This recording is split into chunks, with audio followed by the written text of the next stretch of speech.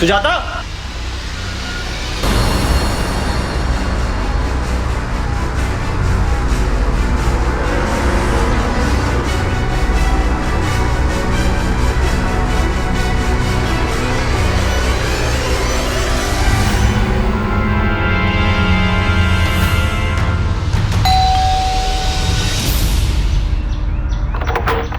विनय भाई सब ठीक? घबराए हुए लग रहे हैं। उमेश भाई, आपने सुजाता को कहीं देखा क्या?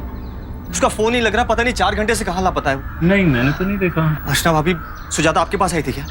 नहीं तो। पता नहीं वो कहाँ चली गई, उसका फोन भी ऑफ है। मिस्टर विनय। जी कहिए। मैं इंस्पेक्टर सूर्या। आप जल्द से जल्द पुलिस स्टेशन आ जाइए, शिनाख्त करनी है।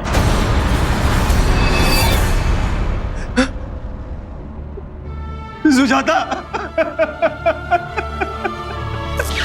अगर किसी परिवार का एक सदस्य रहस्यमय तरीके से अचानक लापता हो जाए और फिर कुछ समय बाद उसकी लाश मिले तो उस परिवार पर तो मानो पहाड़ ही टूट पड़ेगा। ऐसे परिवार की मनोदशा क्या होगी, इसकी हम और आप तो कल्पना भी नहीं कर सकते हैं। इस केस में भी ऐसा ही कुछ हुआ था, लेकिन वजह क्या थी इस हत्या की, यह जानने के लिए हमें चलना होगा 1.5 साल पीछे, जहां आप देखेंगे कि लालच और धोखा किस कदर इंसान को, उसकी सोच को और उसकी जिंदगी को बर्बाद कर देता है। क्या बात है। मैं आपको बताऊं, मेरा और पकौड़ा का जो कनेक्शन है ना, आप सोच भी नहीं सकते। उस दिन मैं नागपुर में था, मेरे हाथ में पकौड़ा, इंडिया को आखिरी बॉल पे चौका चाहिए था। यहाँ मैंने पकौड़ा खाया, वहाँ कोहली ने चौका मार दिया, जीत गई ना इंडिया। यार बताओ सर। अरे क्या बात है, तो इस बात पे और पकौड़े अरे सारे मैं ही तो खा रहा हूँ यार। अभी अर्चना यहाँ पे होती ना तो पूरी कैलोरीज इनके हाथ में पर्चा थमा देती। इतना वॉक करना है और इतना पसीना बहाना है। उमेश भाई, आप भी ना भाभी को बेकार ही बदनाम कर रहे हैं। अरे बेचारी कुछ ना कुछ करती रहती है, कभी एनजीओ, कभी अनाथालय, कभी सोशल सर्विस। अच्छा है ना विनय भाई, जरूरतमंदों की मदद हो जाती है, उसे भी 2 पैसे मिल जाते हैं। और सबसे ज्यादा फायदा ना असल में मेरा है। वो कैसे? अरे वो ऐसे कि सारा दिन काम में बिजी रहती है, तो मुझसे तो लड़ने का टाइम ही नहीं है ना उसके पास। खाइए पकौड़े खाइए।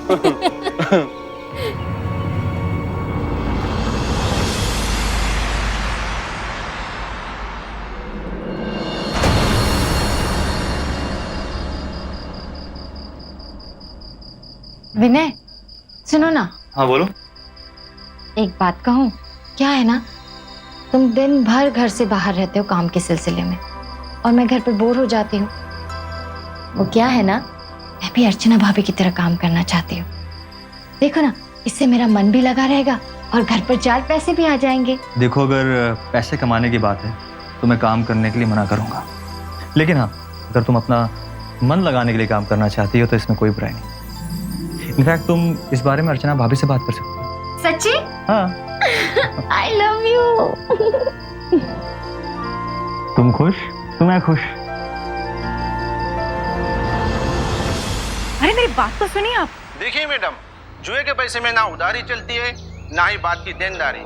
फिर भी मैं तुम्हें कल सुबह के 11 बजे तक की मोहलत दे रहा हूँ। कल सुबह के 11 बजे तक मेरा पैसा नहीं मिला तो मेरा बंदा तुम्हारे पति के ऑफिस से पैसा लेकर आएगा। कहा ना कल तक पैसे लौटा दूंगी।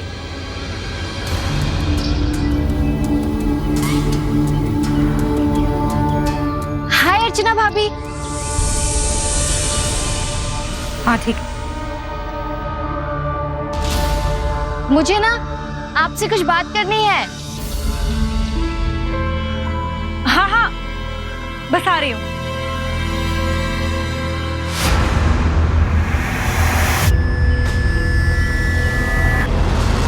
सुजाता, सोशल सर्विस से कुछ नहीं मिलता, पैसे कमाने के लिए कुछ और करना पड़ता है। क्या भाभी? लॉटरी डालती हूँ, सुना तो होगा, किटी बीसी। इसमें हर महीने किश्त की एक रकम जाती है। एक किश्त समझ लो हो गई 10,000 रुपए की, तो 12 महीनों के हिसाब से हो गए 1,20,000 रुपए। लेकिन पते की बात यह है, जो सबसे आखिर में पाई उठाता है उसे सिर्फ 11 किश्तें देनी पड़ती है। यानी 1,10,000 डालो तो 1,20,000 मिलेंगे। इतना ब्याज तो बैंक भी नहीं देता। तुम्हें पता है सुजाता, मैं अपनी सेविंग्स ना इन्हीं किटीज में डालती हूँ। भाभी, मैंने भी कुछ सेविंग्स कर रखी है। मेरी भी एक बीसी डलवा दीजिए ना। हाँ हाँ, क्यों नहीं। अब कल ही एक नई किटी चल रही है, मैं काम करती हूँ, मैं तुम्हारे पैसे उसी में डलवा देती हूँ। वैसे तो कम से कम 10,000 की एक किस्त बनती है, लेकिन हाँ, अगर तुमने 3 किस्तें एक साथ दी तो तुम्हें पूरे 10% ऑफ मिलेगा। अरे वाह, इतने पैसे तो है मेरे पास, मैं कल ही लेकर आती हूँ। अच्छा, तो अब मैं चलती हूँ। हाँ, वाह, इतने सुंदर कंगन, काफी भारी लगते हैं। विनय ने गिफ्ट किया था, 10 तोले का है। अब अच्छा भाभी, अब मैं चलती हूँ, बाय।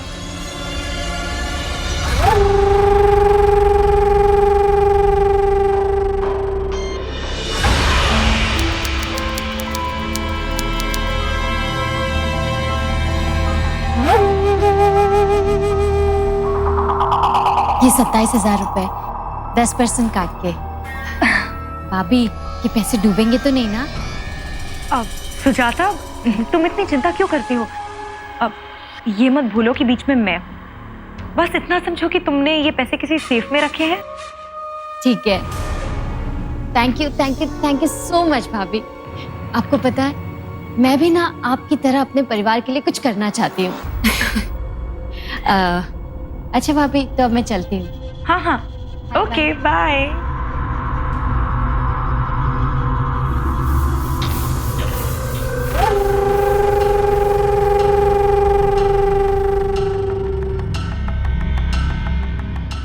हेलो, सुनो, अपने आदमी को भेज दो पैसे उठवाने के लिए। और हाँ, टाइम ठीक से नोट कर लेना, पूरे 11 बजे।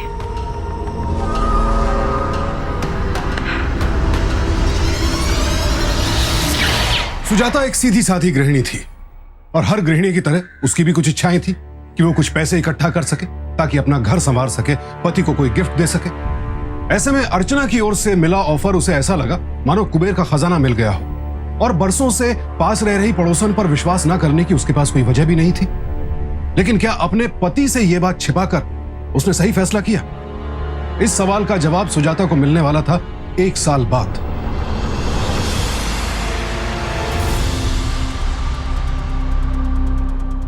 किट्टी,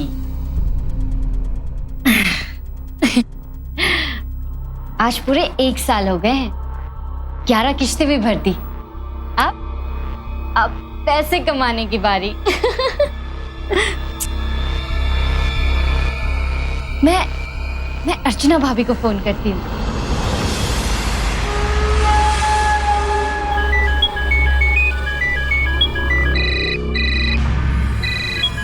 अर्चना, तुम्हारा फोन बज रहा है, फोन उठाओ। बजने दो फोन, तुम बाजी पे कंसंट्रेट करो। और वैसे भी अगर मेरी कंसंट्रेशन टूटी ना तो मैं बाजी हार जाऊं, और ऐसा मैं कभी होने नहीं दूंगी। लगता है भाभी समाज सेवा में बिजी होगी। एक बार फिर ट्राई करती हूँ।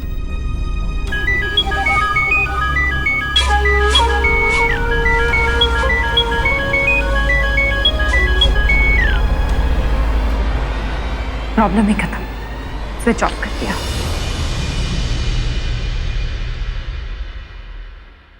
भाभी फोन क्यों नहीं उठा रही मेरा?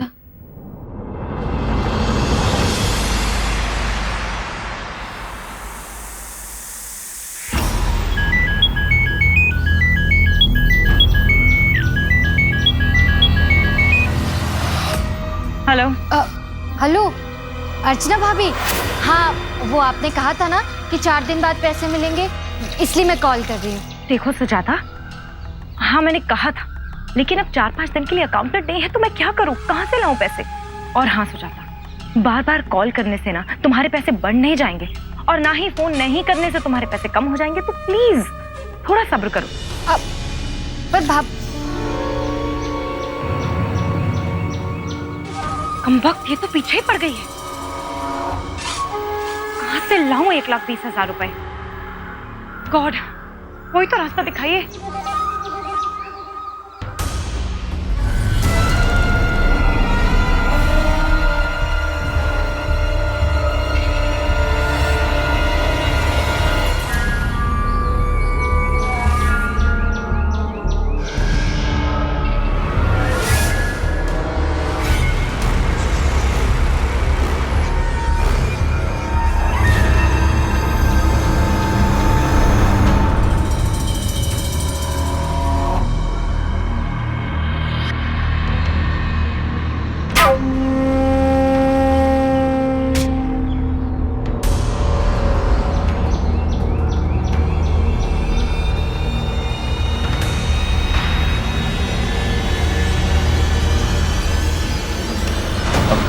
भाभी जी ये आपका फोन गिर गया।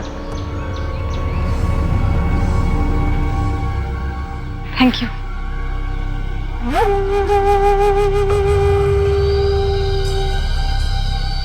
क्या हुआ भाभी जी, अब कुछ परेशान दिख रही हैं?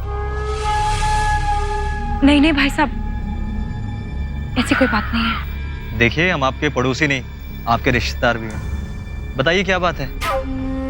अब क्या बताऊं भाई साहब, उमेश को फैक्ट्री में थोड़ा नुकसान हो गया है।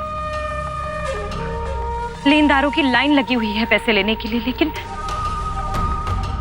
हमारे पास तो पैसे ही नहीं है देने के लिए। वैसे मैंने 3 लाख का इंतजाम कर दिया है, लेकिन 2 लाख का इंतजाम करना बाकी है। समझ नहीं आ रहा कैसे करूं। अभी पर उमेश भाई ने मुझे इस बारे में कुछ नहीं बताया। आप तो जानते हैं ना भाई साहब कि वो कितने स्वाभिमानी हैं। देखिए आप चिंता मत कीजिए, मेरे पास पैसे हैं, मैं आपको देता हूँ ना। नहीं नहीं भाई साहब, ऐसे कैसे? वो उमेश को पता चलेगा तो उन्हें बहुत बुरा लगेगा। देखिए मैं आपको पैसे देता हूँ, आप भाई साहब को दे देना, और जब आपके पास पैसे वापस आ जाएंगे तो मुझे वापस कर दीजिएगा। उनको कानों का खबर नहीं लगेगी, मैं वादा करता हूँ। ठीक है भाई साहब।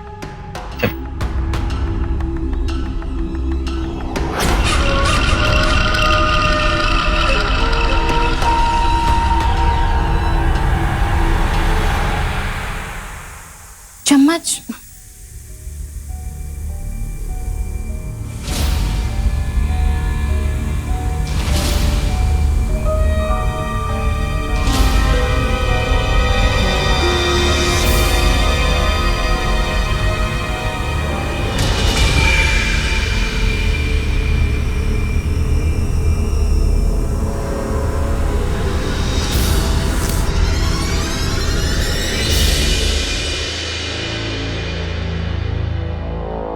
ये रहे आपके गर्मा गर्म पोहे। Thank you. अच्छा सुजाता, आप सेफ में से 2 लाख रुपए निकाल के लाना। अभी लेकर आते, आप तब तक खाइए।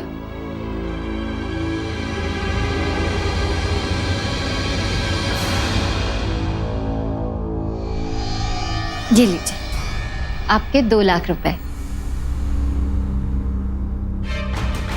ये क्या कर दिया, नोटों में हल्दी लगा दी?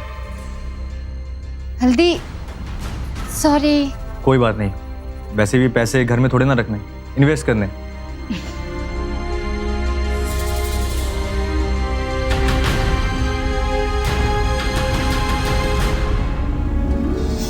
उमेश भाई को पता ना चले इसलिए मैंने आपको यहाँ बुलाया। जी लीजिए 2 लाख रुपए।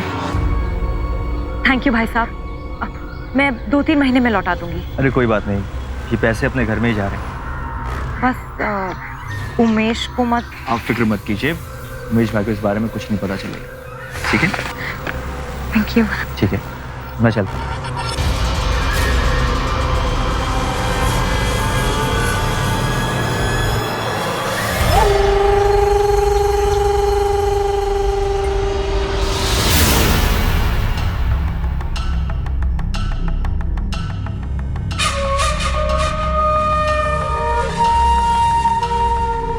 ये कड़क कड़क नोट मेरे, और ये ढीले नोट उस सुजाता के।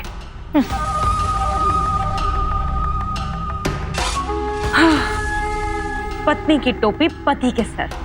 गॉड, कितने बेवकूफ होते हैं लोग इस दुनिया में। अब आएगा मजा। अब इसमें से 1,20,000 दूंगी उस सुजाता को, और बाकी के 80,000 की मैं करूंगी गैम्बलिंग, और उससे बनाऊंगी 2 लाख। ये लो सुजाता, पूरे पैसे हैं, और तुम बेकार में ही डर रही थी। ऐसी बात नहीं है भाभी, वो क्या है ना, उनसे छिपाकर पैसे दिए थे, तो थोड़ा डर तो लगता ही है ना।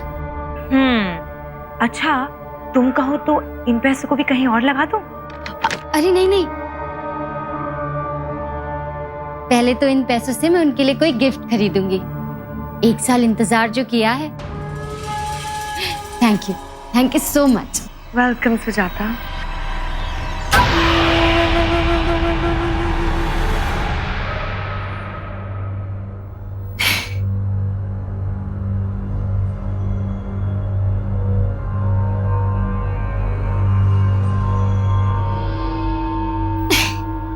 मेरी पहली कमाई।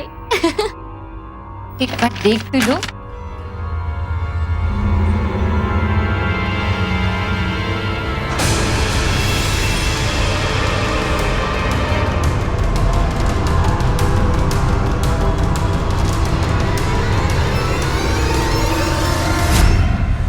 ये लीजिए आपके 2 लाख रुपए। ये क्या कर दिया? नोटों में हल्दी लगा दी। ये पैसे तो वही है जो मैंने विनय को इन्वेस्ट करने के लिए दिए थे, लेकिन ये पैसे अर्चना भाभी के पास कैसे? कुछ तो गड़बड़।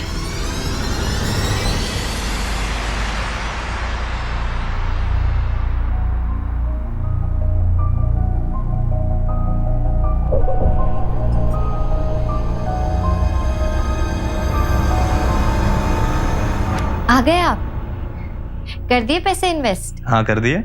अच्छा एक बात तो बताइए, वो 2 लाख रुपए आपने कहाँ इन्वेस्ट किए? क्या बात है, आज तुम कुछ ज्यादा ही जेम्स बॉन्ड बन रही हो। कर दिए कहीं इन्वेस्ट? अच्छा ठीक है, रहने दीजिए, मत बताइए अगर नहीं बताना है तो। आखिर अब आप मुझे बताएंगे ही क्यों? मैं लगती हूँ क्या हूँ आपके? अच्छा बाबा अब तुम रूठो मत, मैं बताता हूँ क्या बात है, लेकिन ये बात तुम किसी को नहीं बताओगे। दरअसल कुछ दिन पहले मुझे अर्चना भाभी मिली थी, बेचारी बहुत परेशान थी। अब क्या बताऊं भाई साहब, उमेश को फैक्ट्री में थोड़ा नुकसान हो गया है, लेनदारों की लाइन लगी हुई है पैसे लेने के लिए, लेकिन हमारे पास तो पैसे ही नहीं है देने के लिए। देखिए आप चिंता मत कीजिए, मेरे पास पैसे हैं, मैं आपको देता हूँ ना। अच्छा आप खुश? अच्छा मैं फ्रेशन अप हो लेता हूँ, प्लीज खाना लगाओ, मुझे बहुत भूख लगी है। ओके जी।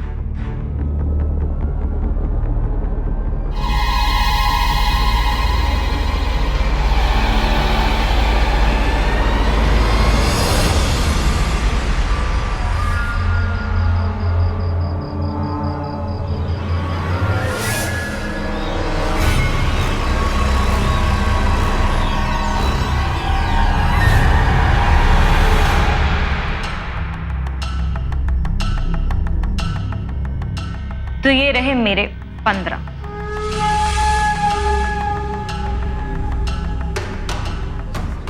ये लो 20।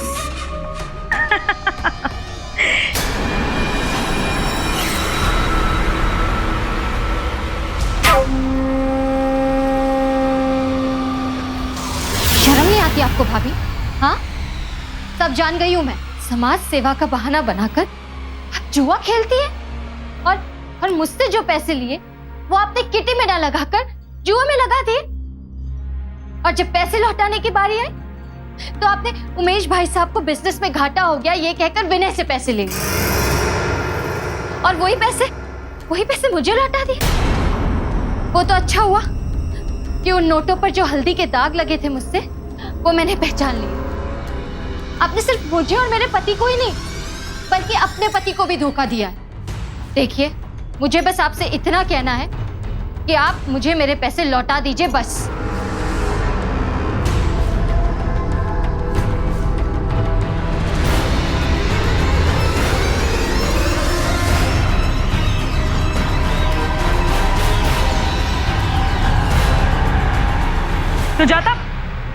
सुजाता सुनो, रुको सुजाता, देखो आई एम सॉरी, मुझसे भूल हो गई, मैं भटक गई थी, लेकिन मैं प्रॉमिस करती हूँ कि मैं विनय के पैसे पूरे 3 महीनों में लौटा दूंगी। नहीं देखो, मेरे पति ना बहुत मेहनत से पैसे कमाते हैं, 3 महीने नहीं 3 दिन, मुझे 3 दिन में मेरे पैसे वापस चाहिए, 3 दिन में, वरना मैं उमेश भाई साहब को तुम्हारे समाज सेवा और किटी पार्टी के बारे में सारी बात बता दूंगी।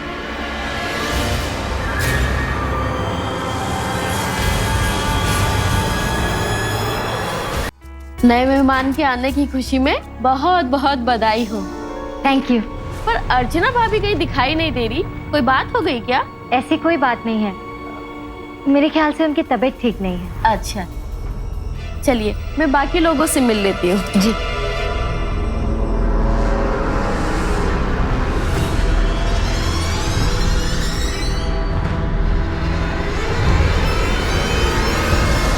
देखो सुजाता, प्लीज प्लीज मुझे थोड़ा सा वक्त दो।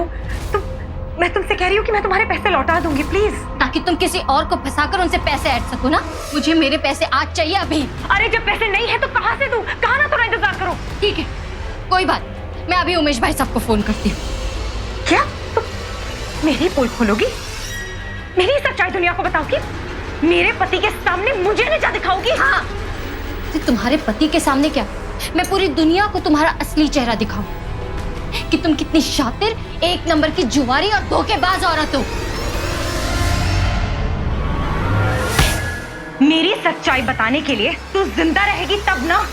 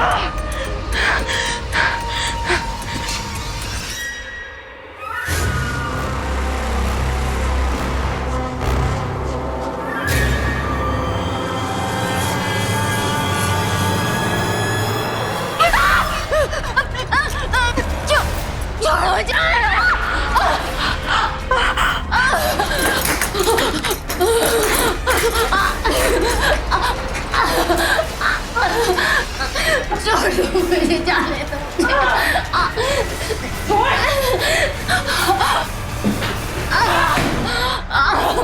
जाने दो। छोड़ दो।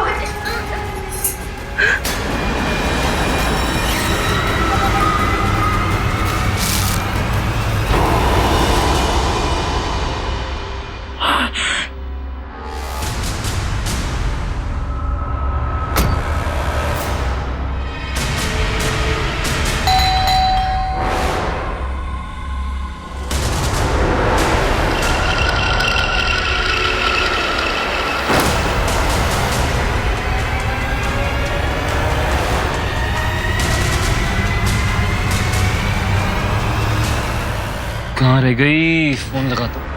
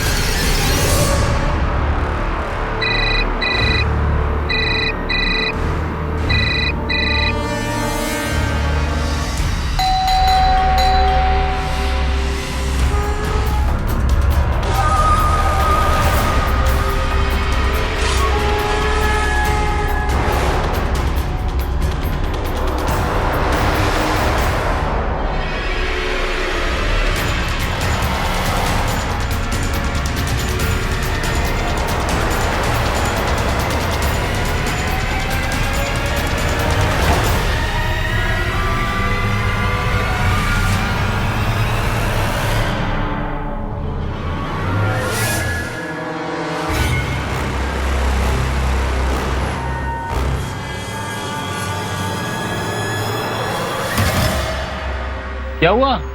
इतनी देर से घंटी बजा रहा हूँ, फोन भी किया तुमको? सो गई थी? अच्छा चलो, बड़ी भूख लगी, खाना खिलाओ ना कुछ यार। हाँ ओके।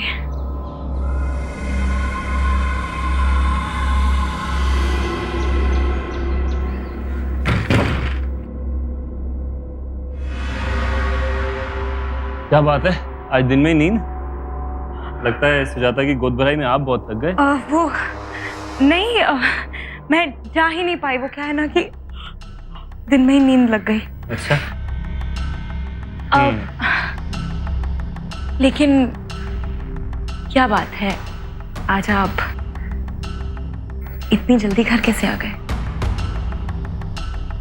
शाम को विनय पार्टी दे रहा है ना, तो इसलिए मैंने सोचा मैं भी हाफ डे ले लूँ, अच्छे से तैयारी हो जाएगी। चलो, ये तो बहुत अच्छी बात है।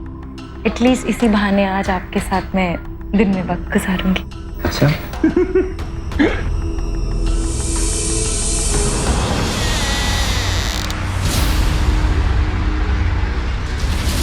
सुजाता,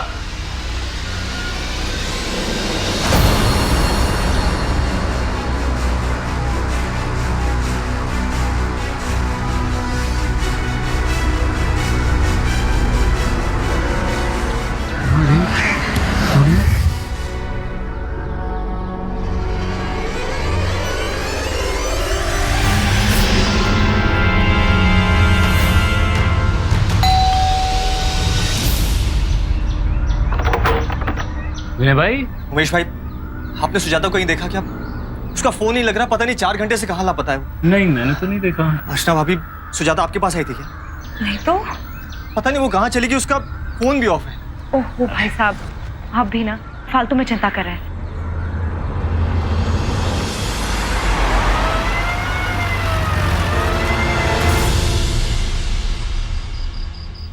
हमने सब लोगों से पूछताछ की और कोई सुराग नहीं मिला। आसपास के लोगों ने भी आपकी पत्नी को कहीं जाते हुए नहीं देखा। आपने उनकी फ्रेंड्स या रिश्तेदारों से मालूम करने की कोशिश की? इंस्पेक्टर, फ्रेंड्स के यहाँ जाना उसकी आदत नहीं है, और वो ज्यादातर वो घर पे ही रहती है। अगर वो कहीं बाहर जाती तो मुझे जरूर फोन करती, या तो अर्चना भाभी को जरूर बताती। हाँ हाँ, भाई साहब सही कह रहे हैं। वो मुझे बताए बिना कहीं नहीं जाती थी। खैर, हमने उनका मोबाइल विजिलेंस पे डलवा दिया है। अब सुबह तक इंतजार कीजिए, उसके बाद हम रिपोर्ट लिख लेंगे। चलो। चिंता मत करो विनय भाई, सब ठीक हो जाएगा। मुझे पूरा यकीन है सुबह तक भाभी का कुछ ना कुछ पता चल जाएगा। हाँ भाई साहब, सुजाता जरूर आ जाएगी। हाँ। आप बस शांत रहिए।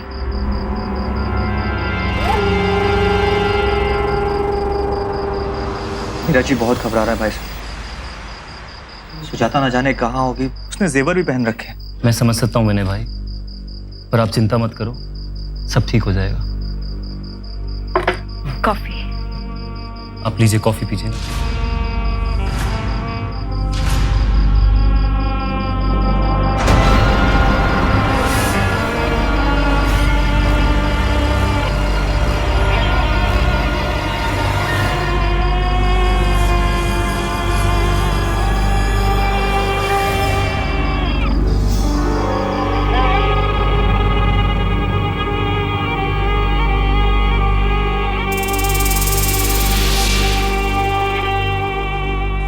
अर्चना ने सुजाता के साथ लेन देन में ही धोखाधड़ी नहीं की थी, बल्कि एक पूरे परिवार के विश्वास को तहस नहस कर डाला था उसने। सुजाता का कहीं कुछ पता नहीं चल रहा था। विनय बिल्कुल टूट सा गया था। उसकी पत्नी गर्भवती थी, कहीं उसका पता नहीं चल रहा था, फोन बंद आ रहा था। लिहाजा तरह तरह के डर विनय को घेरने लगे थे। हमें बचपन से सिखाया जाता है कि सबसे ज्यादा विश्वास अपने परिवार के सदस्यों पर करना चाहिए और उसके बाद पड़ोसियों पर। लेकिन अगर किसी वजह से यह विश्वास शक के घेरे में आ जाए तो इससे परिवार का सिर्फ एक सदस्य नहीं, पूरा परिवार प्रभावित होता है। और यही हो रहा था इस परिवार के साथ। फिलहाल परिवार सुजाता की तलाश में जुटा था, इस बात से अनजान कि अगले मोड़ पर कितना कड़वा सच उनका इंतजार कर रहा था। उठो ना, उठो ना। क्या हुआ, आज ऑफिस नहीं जाना है क्या? नहीं, आज नहीं जाऊंगा यार, मैं थक गया हूँ बहुत। रात भर विनय के साथ था, मैं सो ही नहीं पाया। अच्छा, पर तुम सुबह सुबह तैयार होके कहाँ जा रही हो? मैं? आपके पास तो नींद का बहाना है, लेकिन मैं तो एक अच्छी पड़ोसी हूँ ना, तो मैंने सोचा कि विनय के लिए जाकर चाय नाश्ता बना देती हूँ। सॉरी यार, तुम रहने दो, मैं ही जाता हूँ। मैं काम करूँ ना, मेरी आयरन निकालो ना शर्ट प्रेस करने के लिए। नहीं, क्या हुआ? मतलब मैं हूं ना, मैं कर देती हूँ, आप जाकर फ्रेश हो जाइए। How sweet. ठीक है मैं जाता हूं।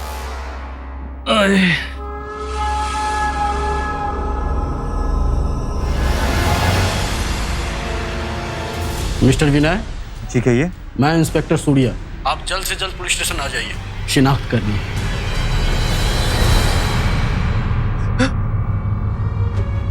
सुजाता। विनय भाई संभालो अपने आप को प्लीज विनय भाई। शहर से बाहर डंपिंग ग्राउंड में इनकी लाश एक बूढ़ी में मिली थी।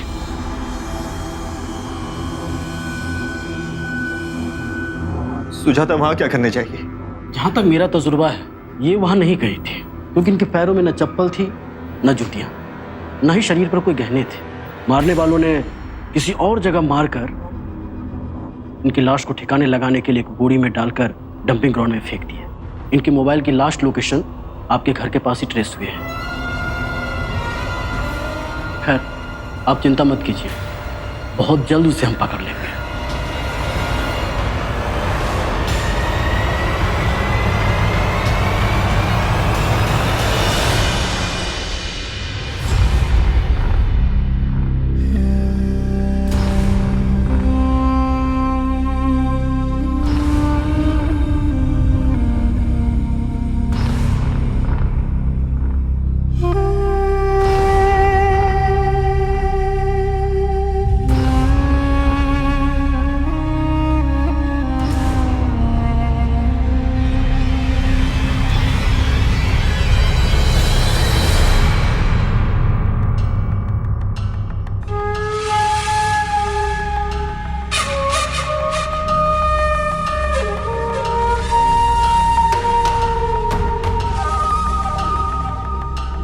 बेटा, तेरहवें के दिन स्वर्गवासी का पुराना सामान का दान किया जाता है ताकि उनकी आत्मा को शांति मिले।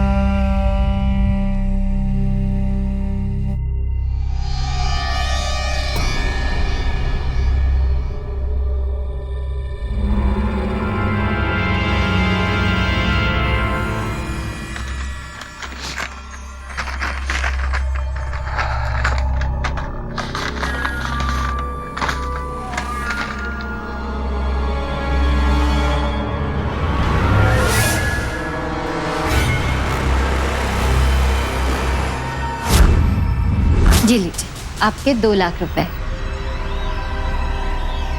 ये क्या कर दिया? नोटों में हल्दी लगा दी। ये तो वही पैसे जो मैंने अर्चना भाभी को दिए थे। सुजाता के पास कैसे आए?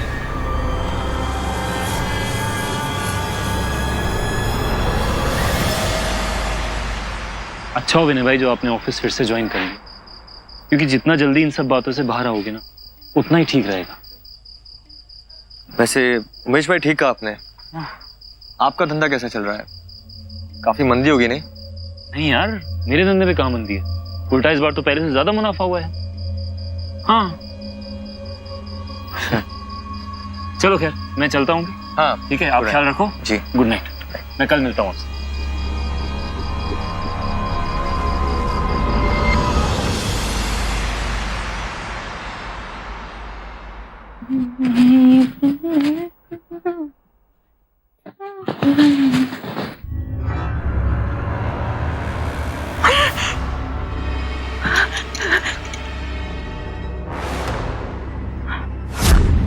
इतने सुंदर कंगन काफी भारी लगते हैं। विनय ने गिफ्ट किया था, 10 तोले का है। जी लीजिए।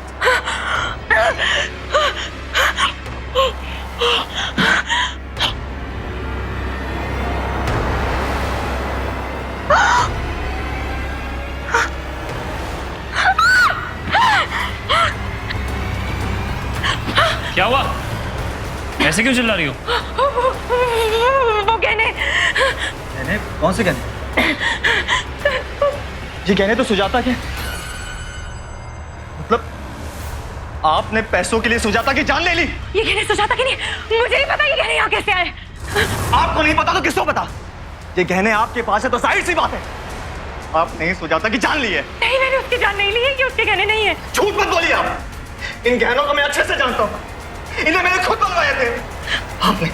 आपने ही सुजाता की जान ली है। अरे ये गहने सुजाता के कैसे हो सकते हैं? क्योंकि मैंने अपने हाथों से उन्हें गलाकर बेचा है। क्या?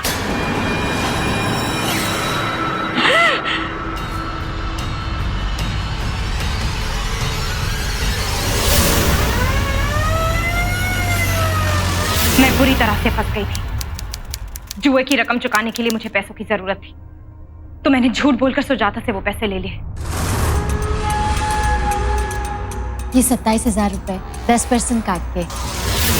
फिर उसे लौटाने के लिए मैंने विनय से झूठ बोलकर पैसे लिए। उमेश भाई को पता ना चले इसलिए मैंने आपको यहाँ बुलाया। जी लीजिए 2 लाख रुपए। थैंक यू भाई साहब। लेकिन वो सुजाता, वो सब कुछ जान गई थी।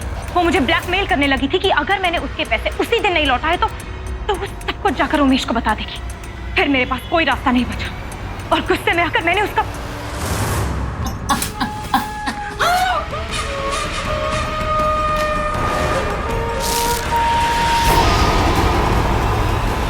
दो दिन तक वो लाश मेरे बिस्तर में पड़ी थी। और फिर जब उमेश और विनय पुलिस के पास रिपोर्ट लिखवाने गए तब मैंने वो लाश निकाली, मौका देखते ही उसके जेवर उतारे।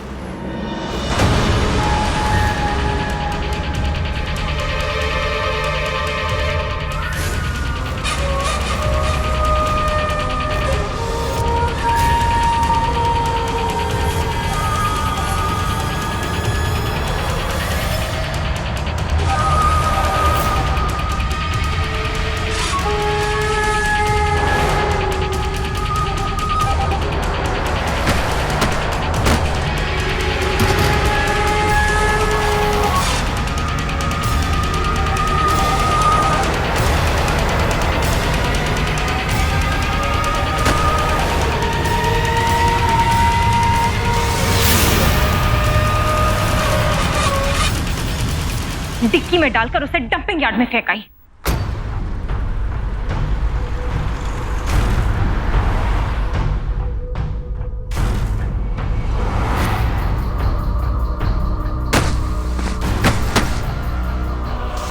पर उन गहनों का क्या किया? मैं जान गई थी कि अगर वो गहने मैं बेचती तो मैं पकड़ी जाती, इसलिए मैंने उन गहनों को गलाकर उन्हें बेच दिया। और वो सेम गहने तुम्हारे पास कहां से आए? मैं बताता हूं पूरी कहानी। एक क्लब में मैंने इन्हें जुआ खेलते हुए देख लिया और उस दिन मुझे इन पर शक हुआ और तभी से मेरा शक यकीन में बदल गया।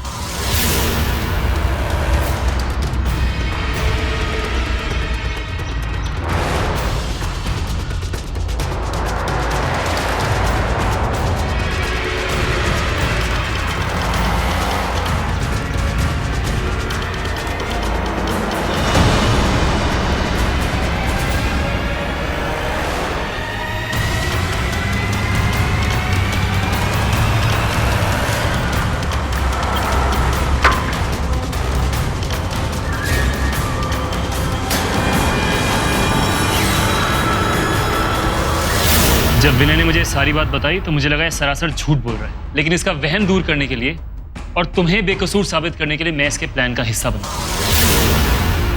फिर हम उसी ज्वेलर के पास गए और बिल्कुल वैसे ही गहने बनवाए और हमने उन गहनों को बेडरूम में छुपा कर भी रखा।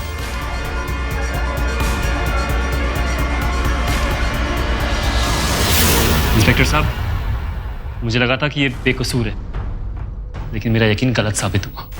आप इसे अरेस्ट कीजिए सर और कड़ी से कड़ी सजा दीजिएगा। अरेस्ट करो इसका। बड़ा उसका। रुकिए इंस्पेक्टर।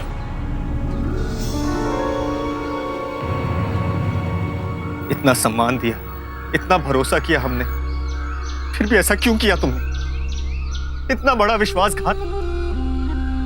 अरे पड़ोसी तो परिवार का हिस्सा होते, जिस थाली में खाया उसमें ही छेद कर दिया। क्यों किया तुमने? ले चला इसका।